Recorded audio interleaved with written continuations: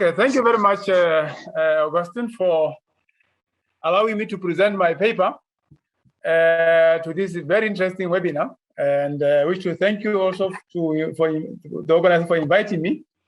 The title of my paper is Revisiting Botswana's Endogenous System of Governance. Is it a source of political stability? That is the source of the title of my paper. Botswana is a very interesting case in the sense that it has attracted a lot of attention for analysts and observers because it is considered to be a model on the continent, on our dear continent. Yet it has got its own challenges, but today I'm not focusing on that per se, but I'm focusing on the system's endogenous system in terms of how it operates and the challenges that it faces. Botswana is peculiar in the sense that my paper tries to give an account of Botswana's endogenous system in terms of what it entails or what does it involve.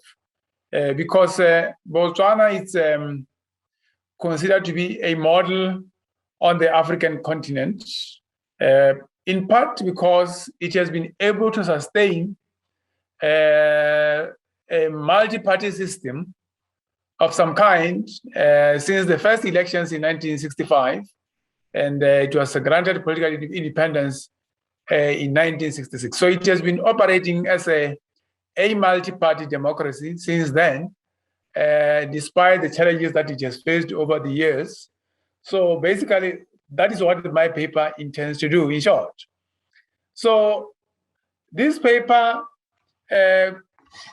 looks at this peculiar case study of Botswana in the sense that the system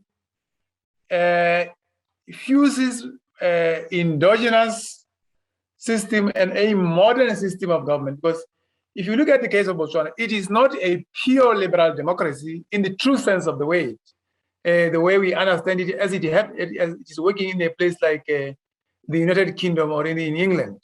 So it is not a pure democracy in the Western sense of a Western liberal democracy.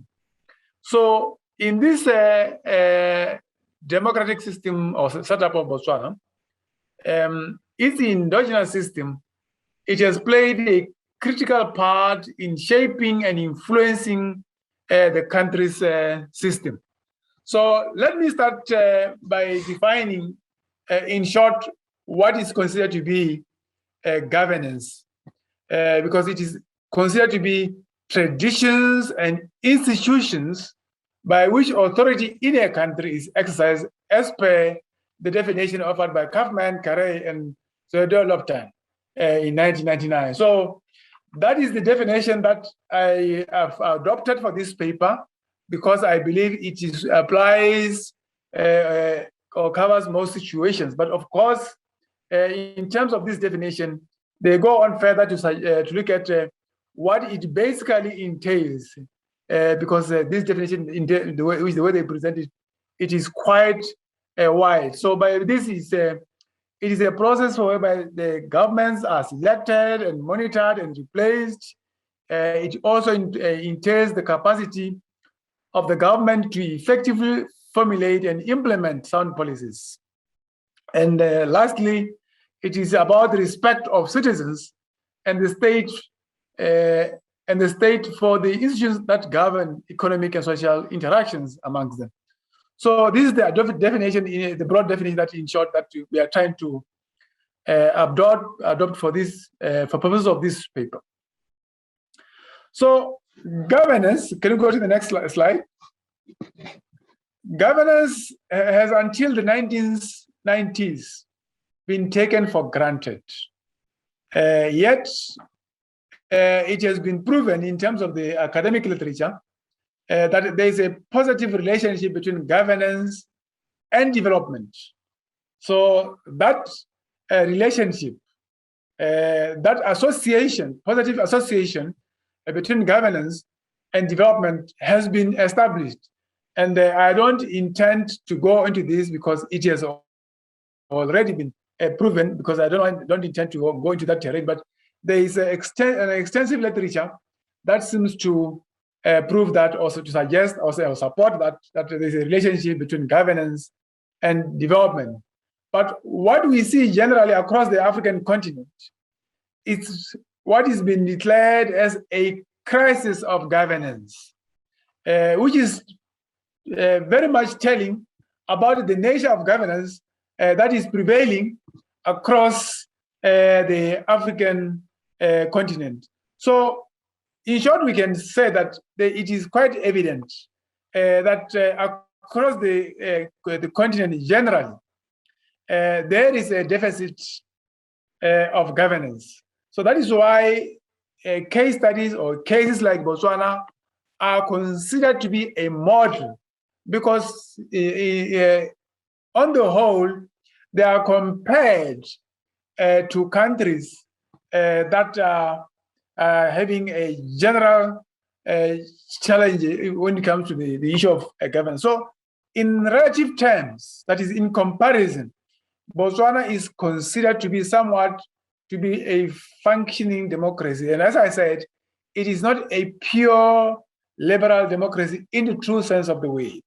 So that is what the system that we are looking at today, whereby it fuses both modern and endogenous systems, because this is a system that is founded on the Tswana culture. So in a way, because of the way the system is founded, it offers a unique or distinctive experience of a system on the basis of the way it is founded, because although it was a protectorate of the British, it largely departed from the Westminster system, as we all appreciate how it works, because it was modified to suit local conditions. But if you look at how this system was modified, it was modified in the sense that it was able to fit in nicely or in line with the old or pre-colonial Tswana states, whereby executive power, that is, was located in the chief of the area, because the different chiefs were presiding over the different states, because the country was the protectorate at the time, the country was made out of this pre-colonial state. So each one of them was presided over by a chief. So under that system, every chief enjoyed wide powers or extensive powers. So by the time the country gained independence, the early rulers under the post-colonial state, they had appreciated the powers which were enjoyed by the chiefs. So on that basis, they made a conscious decision to ensure that those chiefs don't remain as powerful as they were during the pre-colonial period. So that is why under the new stage, so under the post-colonial state, the extensive powers were transferred into the president. So that today we are talking about an executive president who enjoys wide-ranging powers. This vesting of power on the president was consistent with the pre-colonial Tswana states, which had executive leaders who could not be questioned. He had some council of elders who were supporting him, and those are the ones who were critical in making decisions. These are the leaders who were consulted by the chief before a matter could be taken to a khota, that is the traditional parliament. So in terms of this Tswana system, which existed during the pre-colonial and was continued or sustained under the current system, the Tswana, in terms of the Tswana chieftaincy, it acted like a trunk. Everything sprouted out of that. So the chief enjoyed the economic, social, as well as the political power. So this pre-colonial culture, it is the one that was used to be able to ensure a fusion of political and economic ties even today, because this was based on what happened at the time. And the chief commanded this power through the khota, because the khota is a traditional meeting place or a traditional parliament where a community would sit around it and the chief presiding over, guided or advised by a council of elders or the advisors, if you want to use that word, of the chief. So that is how this system operated in short. So the current democracy that we are talking about in Botswana, which exists in Botswana, it was founded on this system, which has been sustained over time. But it was sustained in a more modified way by transferring the powers from the chief, from an executive chief to an executive president, you see? So there are parallels that we can draw between the powers which are enjoyed by the chief and the current powers which are enjoyed by the president under the current setup. So we can say in short that the system in Botswana, the endogenous system in Botswana, it was used as an instrument of participation, consensus building, and stability.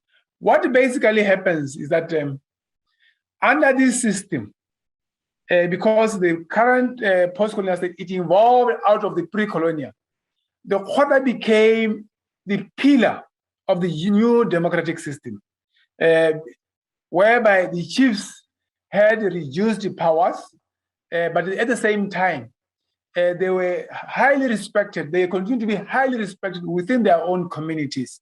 So anything that is being discussed, it has to be taken to the khota of a particular area, because the country is divided into districts and villages.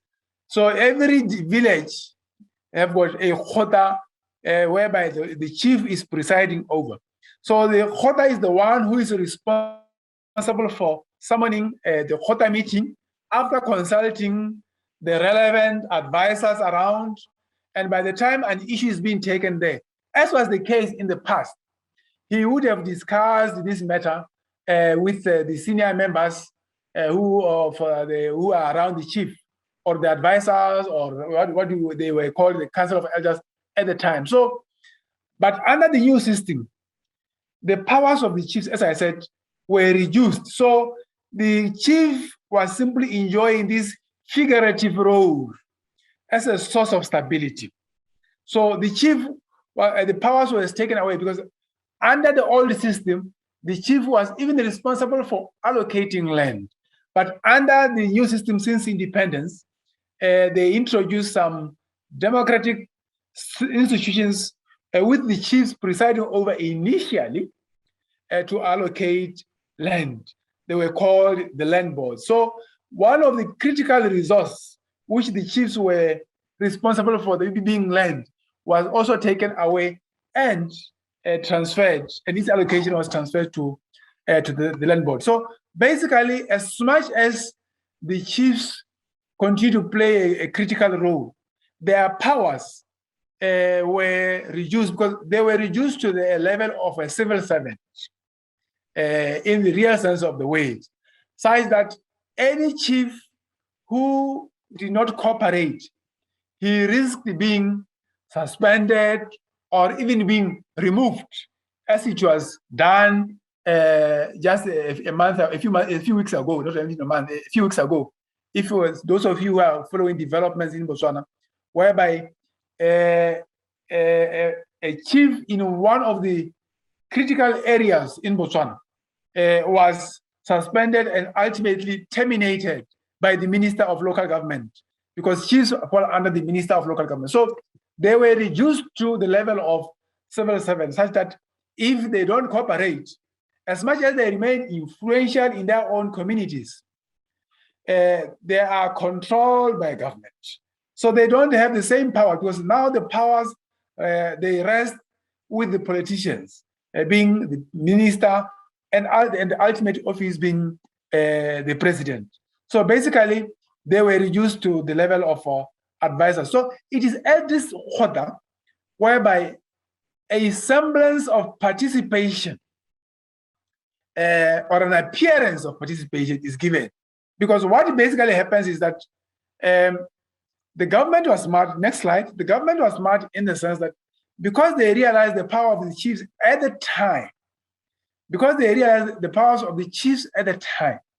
before independence, that is why they decided to take away these powers and transfer them to the politicians. So they realized that if these powers were not taken away from the chiefs, it was going to be a little bit difficult to control the chiefs, as it was the case with some of the chiefs just before independence in terms of the way they behaved. So at the same time, the government was strategic in the sense that when the new government took over in 1966, these chiefs were given a strategic role of presiding over the Khota. So what basically happens was that, one, the government declared the Khota as a non-partisan place where you only discuss matters of development. So what basically happens is that every proposal, be it a bill or a policy, before it can be approved, in terms of the Botswana system, it has to be discussed at the Khota. People are given an appearance of participation, a consensus is reached, as a way of giving people the impression that they are part of the system, they are being recognized. So by declaring the Khota a non-partisan place, the government was smart strategic in the sense that it meant that there is only a limited number of people who could address the Khota. And these are the chief himself, the president, a minister, a member of parliament, and a councillor, as well as a civil servant. And the rest, they can address the Khota with the chief presiding over it. So by declaring the Khota as non-partisan, the government was strategic in the sense that it meant that, one, there was a limited number of people who could address the Khota, as I have identified them. It also meant that those who were in the opposition, they could not address the Khota as long as they are not elected members of parliament or an elected member of council. And again, by an opposition member addressing the Khota meeting, by extension, he or she is advancing the policies of the party that is in power. So that is how the system has been configured, has been shaped and designed, so that there is total control. So the Khota is a managed place which gives an appearance. So this is managed participation in a way, managed consensus building, because the intention was to ensure stability of some kind, so that the chiefs are given some kind of a role which they will feel that they are part of the system, while in actual fact, the real decision making is made by the politicians. So in terms of these Tswana values, which were come from the pre-colonial era, it promotes public discussion, toleration, non-violence, and community consensus. Because in terms of this culture, the Tswana culture, it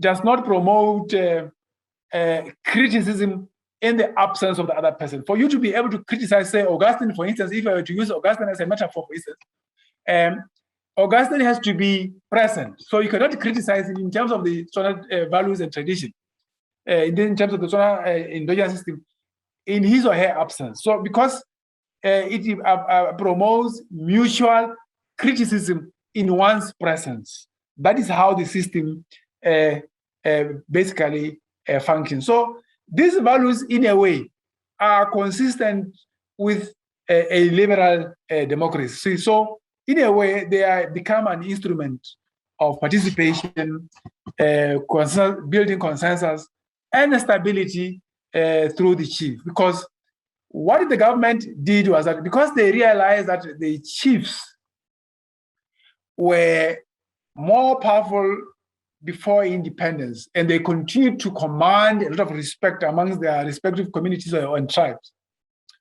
So it was designed such that the ruling party, which has been in power since then, was the one which was considered to be more accommodative to the chiefs by giving them a role, because the other political parties were more radical and not really accommodative to the chiefs because they were considered authoritarian. But if you look at this system very closely, it is an authoritarian system in the sense that it is a place whereby the chiefs are the ones who are managing this system such that those who are allowed to talk are those that are more or less closer to the chief, well known within the village. And in a smaller society like Botswana, by the way, Botswana is more or less the size of France or Texas, the state of Texas in America.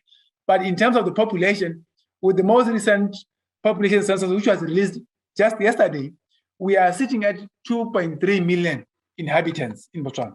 So which means that we're a small society such that even the chiefs, they know there are people around them as to who are those who are aligned to the ruling party and the opposition, such that they can easily manage these discussions at Khota meetings.